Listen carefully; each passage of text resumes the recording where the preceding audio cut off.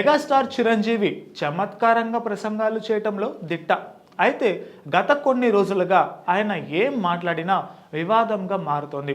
Laila pre release ఈవెంట్లో PRP Janasena ప్రకటన కావచ్చు, బ్రహ్మానందం ప్రీ రిలీజ్ ఈవెంట్లో తన తాత కొడుకు రామ్ చరణ్పై చేసిన కామెంట్స్ కూడా కావచ్చు. తన ప్రజారాజ్యం పార్టీ జనసేన పార్టీగా రూపాంతరం చెందిందని లైలా ప్రీ రిలీజ్ ఈవెంట్లో చిరు అన్నారు.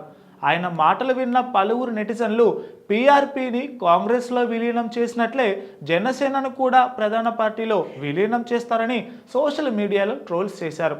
చాలామంది తటస్థ అభిమానులు జనసేన అనేది పవన్ యొక్క సంపూర్ణ మరియు ఏకైక ప్రయత్నమని వాదిస్తున్నారు. నిన్న రాత్రి బ్రహ్మానందం ప్రీ రిలీజ్ ఈవెంట్లో చిరంజీవికి తన తాతగారి ఫోటో చూపించారు. ఆయన గురించి చిరు మాట్లాడుతూ తన తాత గొప్ప రొమాంటిక్ అని అన్నారు. మా అమ్మమ్మలిద్దరికీ బోర్ కొడితే వేరే ఇంటికి వెళ్ళేవాడు. అప్పట్లో ఆయనకు 3-4 ఇళ్ళు ఉండేవని అనుకుంటున్నాను.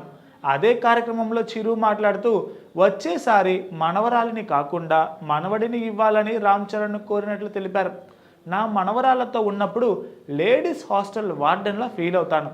మా ఇల్లు అమ్మాయిలతో నిండిపోయింది. అందుకే మా కుటుంబ వారసత్వాన్ని ముందుకు తీసుకువెళ్లే అబ్బాయిని ఇవ్వాలని చరణ్ను అడిగాను అని చిరు అన్నారు. ఈ రెండు వ్యాఖ్యలు సోషల్ మీడియాలో చిరంజీవిపై తీవ్ర స్థాయిలో మండిపడేలా చేస్తున్నాయి. Please subscribe to the channel and download the Politicos app from the links in the description.